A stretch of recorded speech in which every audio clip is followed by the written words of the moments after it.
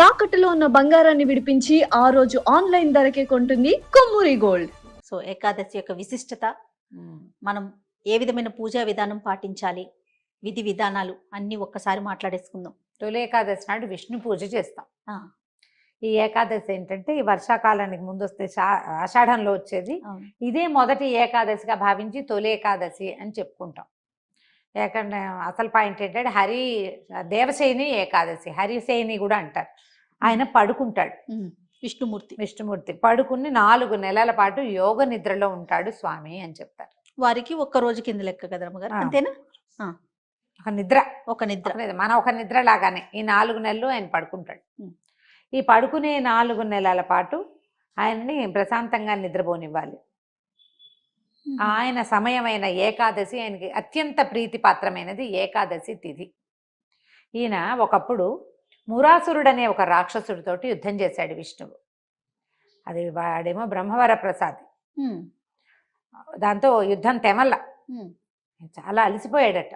అలసిపోయి ఒక గుహలోకి ప్రవేశించి ఆ యుద్ధం నుంచి విశ్రమించాడు, పడుకున్నాడు. పడుకునేసరికల్లా మురాసురుడు లోపలికి ప్రవేశించి స్వామి మీద, పడుకున్న స్వామి మీదే పడబోయాడు. పడపోతే ఆయన నిద్రలోంచి ఒక స్త్రీ శక్తి బయటకు వచ్చి మురాసురుణ్ణి సంహరించింది. ఒక స్త్రీ రూపం వచ్చింది ఆయన తేజస్సులోంచి. వచ్చినది ఎలా అంటే ఇలా ఒక తెరలాగా బయటకు వచ్చిందనమాట. ఆ వచ్చిన స్వరూపాన్ని చూసి ఆయన సంతోషించాడు. విష్ణు పుత్రిక ఆవిడ. ఆమె ఆ రోజు ఈ ఏకాదశి తిథి, బహుశా ఆ ఏకాదశి అని ఆమెకి పేరు పెట్టారు. ఆమెకి నీ తాలూకు అంకె ఉన్న తిథి రోజున నన్ను పూజించిన వాడు నాకు అత్యంత ప్రీతిపాత్రుడవుతాడు, నువ్వంటే నాకు ఎంత ఇష్టమో వాడు నాకు అంత ప్రీతిపాత్రుడవుతాడని ఆమెకు వరం ఇచ్చాడు. ఆ విష్ణువులోంచి వచ్చినటువంటి స్వరూపం అవటం వల్ల ఏకాదశి తిథి అత్యంత పవిత్రమైనది. అందుకని అప్పటి నుంచి ఇది కృతయుగంలో జరిగింది.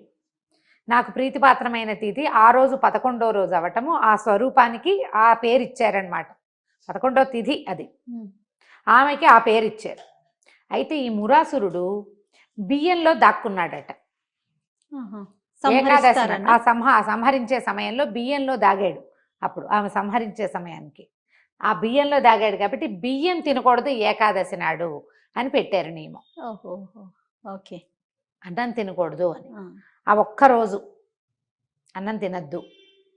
అన్నం తినకుండా ఉంటే విష్ణువుకి ప్రీతిపాత్రులు అవుతారు వాళ్ళు. ఏకాదశి నాడు విష్ణువు కొరకు ఎవడైతే ఉపవాసం చేస్తాడో మరుసటి రోజు పొద్దున ద్వాదశి నాడు పారణ చేయటం. పారణ అంటే ఆహారం స్వీకారం చేయటం. దాని మీద మనం అంబరీషోపాఖ్యానం కూడా చెప్పుకున్నాం కదా. ఈ మర్నాడు ద్వాదశి పారణ చేసి దీనికి ఒక కథలు కూడా చెప్తారనమాట. ఏకాదశి నాడు మనము విష్ణు స్మరణ మానకూడదు, విష్ణు స్మరణ చేయాలి, ఆహారం మానేయాలి, అన్నం మానేసి తద్భిన్నంగా ఏదైనా తీసుకోవచ్చు.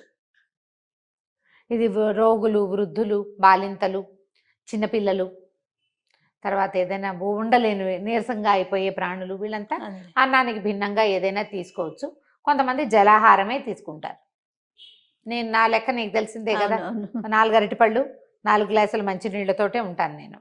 ఒక్కొక్కళ్ళు ఒక్కొక్క రకం ఉండి ద్వాదశి నాడు పొద్దున్నే వంట చేసుకోవటం, విష్ణు పూజ చేయటం, ఎవరైనా ఒక అతిథికి భోజనం పెట్టి మనం భోజనం చేయటం. ఏకాదశి నాడు పడుకుంటారో పడుకోరో, ద్వాదశి నాటి పగలు నిద్రపోకూడదు. ఈ నియమాన్ని పాటించేవాళ్ళు తొలి కాలం నుంచి. అయితే ఈ ఏకాదశి నాడు జొన్న పేలాలు వేయించి ఆ పేలాల పిండి తినాలంటారు. ఈ రోజున గనక ధాన్యంతో పేలాలు కాకుండా మనం బియ్యంతో పేలాలు చేసుకున్నాం, వడ్ల పేలాలు చేస్తాం కదా, వడ్ల పేలాలు కాకుండా, వడ్ల ఎందుకు వద్దంటే అతను మురాసురుడు బియ్యంలో, అంచేత అది మానేసి జొన్నలతోటి పేలాలు చేసి వండకండా, పేలాలని వండం కదా, వేపుతాం. వేస్తే ఆ పేలాలని పొడి చేస్తాం, బెల్లం కలిపి దాన్ని ప్రసాదంగా ఇవ్వటం. ఎవరికైనా జొన్న పేలాలు పంచితే ఎన్ని కణాలు మన చేతుల నుంచి వెళ్తాయో అన్ని దివ్య సంవత్సరాలు స్వర్గంలో ఉంటాంట మనం. అందుకని పేలాలు పంచమంటారు. పేలపిండి పంచుతారు, పేలపిండే స్వామికి నివేదన చేస్తారు. కొంచెం అనంతపురం, కడప ఆ వైపు పేల ముద్దలను చేస్తారు. జొన్న పేలాలతోటి బెల్లపాకం బట్టి ముద్ద చేస్తారు. ఉడుకుతుంది అది. మన ప్రాంతంలో అసలు అది లేదు. మనం పేలపిండే ఉడికించాం. చేస్తాం. పేలపిండే చేసుకున్నాం. పేల ముద్దలు చేస్తారు, మ్మ్. పేలాలతోటి ముద్దలు చేస్తారు. మా కింద ఉండే పద్మగారి పేల ముద్దలని పట్టుకొచ్చి ఇచ్చేవారు. ఓ. ఆ జొన్న ఎప్పటికీ ఉడకదు, మ్మ్. ఎన్ని గంటలు ఉడుకుతుందో. దానిని విష్ణువుకి నివేదన చేస్తారు. ఓకే. మామూలుగా విష్ణు నివేదన అంటే మనం ఏం చేస్తాము, అన్నం పెడతాం స్వామికి కదా, పాయసము పులిహార అవన్నీ పెడతాం. ఈ రోజున పెట్టడానికి వీల్లేదు, ఓకే. బియ్యం వాడకూడదు కదా, అవునవును. మురాసురుడు ఉన్నాడు కాబట్టి. అందుకని జొన్న పేలాలతోటి చేసేవాళ్ళు. మనం సంవత్సరం అంతా ఉపవాసాలు ఉండము, ఏమి చేయం. అవును. కనీసం తొలేకాదశి నాడైనా ఉపవాసం ఉంటే ఏడాది మొత్తం ఉపవాసం చేసిన ఫలితం లభిస్తుంది. పైగా ఈ సీజను, ఈ 4 నెలలు అనారోగ్యాలు వచ్చే సీజన్, యమదంశాలుగా చెప్పబడతాయి. ఇక రాబోయే కార్తీకంలో మార్గశిరంలో అవన్నీ అవును. యముడి కోరలు అని చెప్పుకుంటాం కదా, వాటికి నాంది ఇది. మ్మ్. వర్షానికి ముందు తొలకరి జల్లులు పడిపోతూ ఉంటాయి. ఇప్పుడు అవును. ఇప్పటి నుంచే గనక మనకి ఉపవాసం చేసే అలవాటు ఉంటే పొట్ట క్లీన్ అవుతుంది. ఓకే. మనం రోజువారీ తినే పదార్థాలన్నిటినీ వర్జించేసాం కదా, పొట్ట అవును. ఖాళీగా ఉంటుంది. అవును. 15 రోజులకు ఒకసారి పొట్ట ఖాళీగా ఉంచే విధానం చేస్తే ఆరోగ్యం మ్మ్. కదా. ఈ ఆరోగ్యం కోసం ఈ తొలి ఏకాదశి నుంచి మొదలు పెట్టుకుని చాతుర్మాస్యం చేసుకుంటాం. 4 నెలలు చేస్తారు, కొంతమంది చేస్తారు. ఆ. పెద్దవాళ్ళు ఇళ్లలో అలవాటు ఉన్న వాళ్ళు, వాళ్ళకి ఆ ఎత్తులు, తర్వాత మఠాలకి పీఠాలకి వెళ్ళే అలవాటు ఉన్న వాళ్ళు, కొన్ని దేవాలయాల్లో అనుబంధంగా ప్రత్యేక పనిచేసేవాళ్ళు, వాళ్ళంతా వాళ్ళు దీక్షలు వహిస్తారు. మామూలు మనబోటి వాళ్ళం, రోజువారీది రకరకాల వ్యవహారాల్లో ఉండేవాళ్ళు, రెక్కాడితే కానీ డొక్కాడని వాళ్ళు, రోజు పనిచేస్తే కానీ కుదరని వాళ్ళు, మ్మ్. రోజు అన్నం మానేసుకుని ఎక్కడుంటాం అలా అనిపిస్తుంది.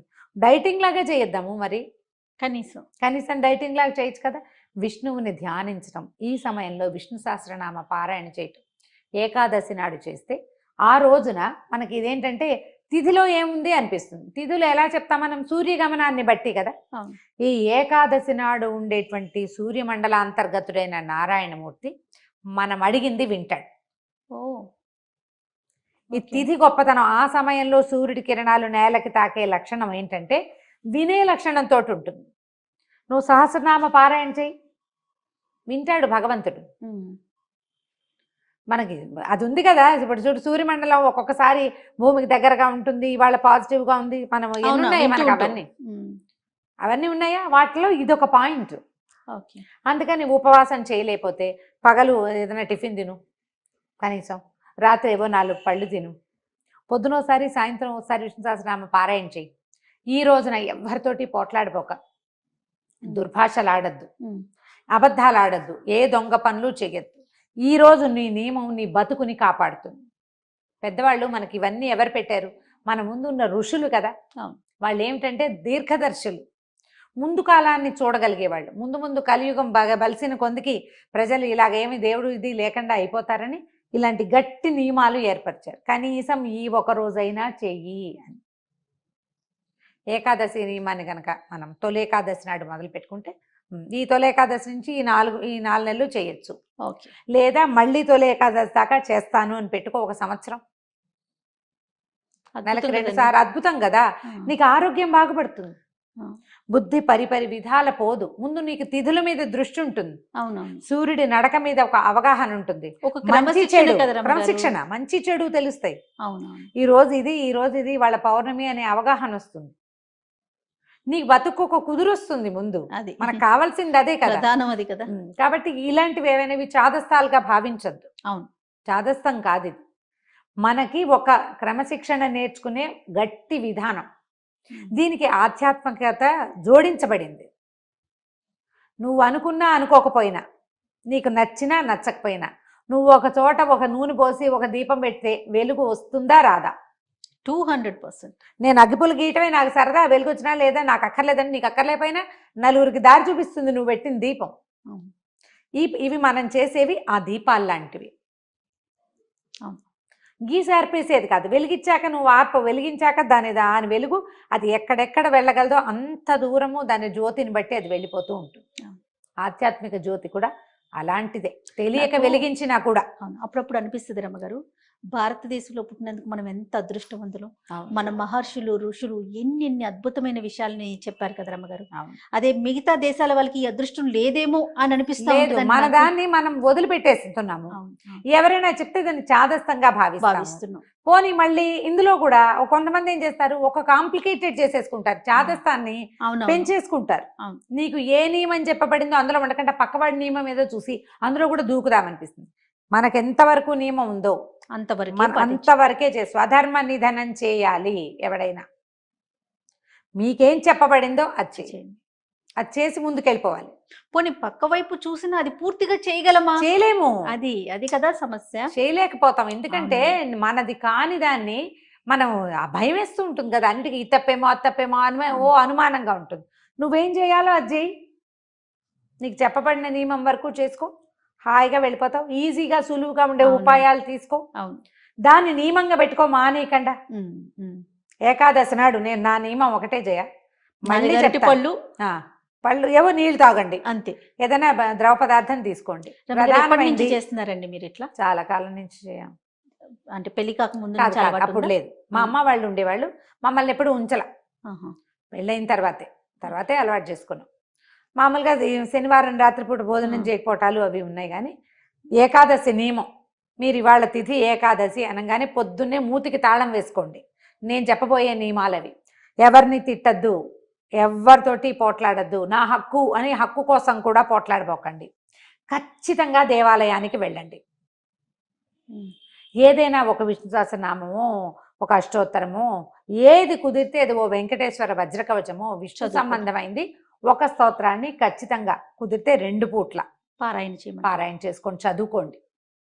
ఎవరైనా చదువుతుంటే వాళ్ళతో గొంతు కలిపి చదవడం ప్రాక్టీస్ చేయండి. తప్పులుంటే వాటిని సరిదిద్దుకోండి. అంత పెద్దవి మన వల్ల కాదు, చిన్న శ్లోకం తీసుకోండి. శ్రీరామ రామ రామేతి రమే రామే మనోరమే సహస్రనామ తత్తుల్యం రామనామ వరాననే ఖాళీగా ఉన్నంతసేపు అది చదువుకోండి. మీలో వచ్చే మార్పుని మీరే చూస్తారు. మీ జీవితంలో రాబోయే మార్పులకి మీరు ఇప్పుడు చదివింది, ఈ చేసిన నియమం పెట్టుకున్నాను చూడు, ఇది ఎలా కారణం అవుతుందో మీకు తెలుస్తుంది. రమ్మగారు, ఒక పర్సనల్ క్వశ్చన్. మీరు చాలా సంవత్సరాల నుంచి చేస్తున్నారు కదా, ఆరోగ్యపరంగా అనేది మీకు తెలిసిపోతుంది, ఆధ్యాత్మికంగా మీరు అనుభవిస్తున్నారు కదా, ఏదైనా ఒక ఎక్స్పీరియన్స్ చెప్తారా? నేను ఇది అనుభవించాను జయ, ఈ తొలి ఏకాదశి ఇలా చేయటం వల్ల, తొలి ఏకాదశి రోజు నేను ఉపవాసం ఉండటం వల్ల ఆధ్యాత్మికంగా కానీ ఆరోగ్యపరంగా కానీ మీ ఎక్స్పీరియన్స్ ఏదన్నా ఉందా? జనరల్ ఆరోగ్యాలు అంటే నాకు జలుబులు అవి పెద్దగా చేయవు. అవును, జలుబు చేసినా పొద్దున ఉంటుంది, మధ్యాహ్నానికి ఉండదు. అవునవును. పొట్ట డిస్టర్బ్ అయితే నేను అన్నం మానేస్తా. తీవ్రంగా ఖాయిలా పడింది, స్టమక్ డిస్టర్బెన్సెస్ వల్ల లేదు. ప్రతి 15 రోజులకి ఒకరోజు ఉపవాసం ఉంటాం. శనివారాలు నేను మామూలుగా రాత్రిపూట కూడా కొంచెమే తింటా. సాటర్డే నైట్ నేనేం తిన్ను తాగను కూడా చేయ. అవును, సాయంకాలం తాగిన టీ తీసుకోరా? నథింగ్ డూయింగ్, మంచినీళ్ళు తాగుతా అంతే. ఓకే. ఈ మామూలుగా అయితే నా ఏజ్కి నాకు కొంచెం అనారోగ్యం, మా ఇంట్లో ఉన్న మిగిలిన వాటి దృష్టి అందరికి స్టమక్ డిస్టర్బెన్సెస్ ఉన్నాయి మా ఇంట్లో, నాకు చాలా తక్కువ ఉంది. అది ఏకాదశి వల్లనే అనుకుంటారా?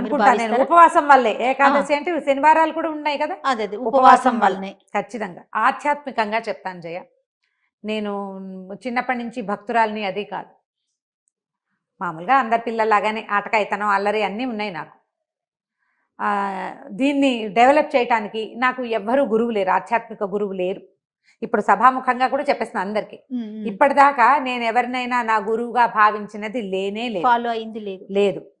అందరినీ ఊరికే జస్ట్ వాళ్ళ మాటలు వింటాను కానీ వాళ్ళని గురువుగా భావించి వాళ్ళ మాటలు అన్నీ ఫాలో అవటం, వాళ్ళు ఏది చెప్తే అది చేయాలనుకునే భావన రాలా నాకు, రాలేదు. మా పెద్ద బావే నాకు విద్యా గురువు, మంత్ర గురువు కూడా. ఆయనే నాకు అష్టాక్షర ఉపదేశం చేసే బావే. ఆయన మా కాలేజీ ప్రిన్సిపల్ అవ్వటం వల్ల నా చదువు కూడా, మా పెద్ద బావ అంటే నేను బావా అంటే మా అక్క భర్తగా తెలుసు, అర్థమవుతోంది నీకు. నేను పుట్టడానికి కనీసం 15 సంవత్సరాల ముందు మా ఇంటికి వచ్చారు. మా అక్కయ్య పిల్లలు 4 పిల్లల్లో 3 నాకంటే పెద్దవాళ్ళు, మా వారి కంటే కూడా పెద్ద. ఆ పెద్దక్కయ్య చాలా పెద్దది కదా, నేను చివరి దాన్ని కదా. మా బావ వచ్చిన తర్వాత మా ఇంటికి మా అక్కయ్య పెళ్ళైన తర్వాత 8-10 ఏళ్లకో పుట్టే నేను. నాకు మా నాన్నగారితో కంటే మా బావతోటి ఎక్కువ చనువు. ఆయన తప్ప నాకు ఇంకో గురువు లేనే లేరు. ఆయన ఆధ్యాత్మిక గురువుగా ఆయన లేడు, జస్ట్ మంత్రోపదేశం చేశాడు మా బావ. నాకు నా అచీవ్మెంట్లన్నీ అయ్యో పెద్దబావ లేడే అనుకుంటాను నేను. ఆయన సంతోషిస్తాడని. పెద్దబావ ఎప్పుడో పోయారు మా బావ, నా పెళ్లికి ముందే. అవునా? Sudden death. అనారోగ్యం వచ్చిపోయారు. ఉమ్. అంతే తప్ప నాకు ఆధ్యాత్మిక గురువే లేరు. కానీ నా ఆధ్యాత్మిక ప్రగతికి ఉపవాసాలు కారణమైనాయని భావిస్తాను జయ. నేను మా ఇంట్లో ఏం లేదు, మా అత్తవారింట్లో అంత పెద్దగా వాళ్ళు ఎవరు ఉంటారు కానీ నీ కంపల్షన్ లేదు, చేయవలసిందే అలాంటివి మాకు లేవు. ఓకే. మిగిలిన వాళ్ళు ఎవరు చేయటం లేదు, మాకే ఉంది, మా ఇద్దరికి ఉంది, మేము పెట్టుకున్నాం అది. ఉమ్. ఎప్పుడైనా మనం ఆధ్యాత్మికంగా ముందుకెళ్ళాలంటే ఒట్టిగా చదవటము వినటమే కాదు, చేయటం కూడా 100% అండి. చెయ్యాలి. ఏదో ఫాలో అయితేనే కదా చెప్పగలుగుతాం. నేను అలా ఒక సౌందర్యలహరి శ్లోకం తీసుకుంటాను, శుక్రవారాలు ఏదో ఒక శ్లోకం అంటూనే ఉంటాను. ఫోన్ లేకపోతే చేతిలో ఖాళీగా ఉంటే ఆ శ్లోకం నడుస్తూ ఉంటుంది. శుక్రవారాలు మంగళవారాలు సౌందర్యలహరి శ్లోకం ఏదో ఒకటి చదువుకుంటాను. ఇది కూడా నా జీవితంలోకి వచ్చి 7-8 సంవత్సరాలైంది. ఇప్పుడు ఈ మామూలు రోజుల శనివారాలేమో ముకుందమాల శ్లోకం పెట్టుకుంటాను ఒకటి. అది ఎట్లా అంటే ఇంకా అలా క్యాజువల్గా నడుస్తూ ఉంటుంది అనమాట. జపాలు ఇంకా అవేం లేవు, ఒట్టుగా ఇలా అలా అలా అనుకుంటుంటాం.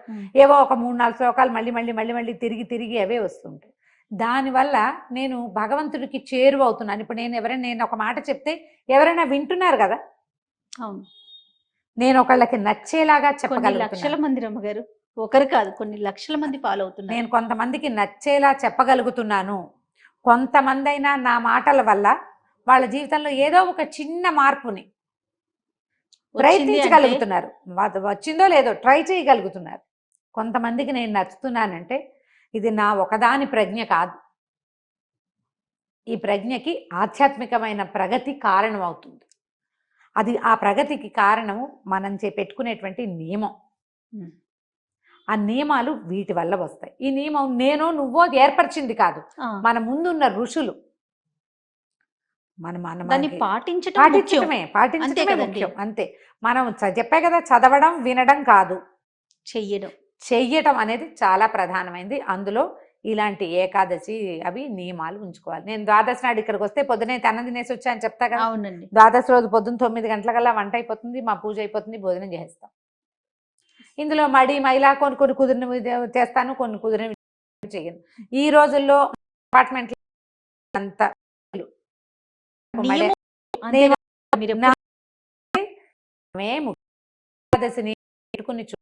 తప్పకుండా ఆరోగ్యానికి ప్లస్ అవుతుంది. ఇది మీరు వాళ్ళకి నాకు రాలేదు, వాళ్ళకి ఏదో నాది. అవును. నమస్తే.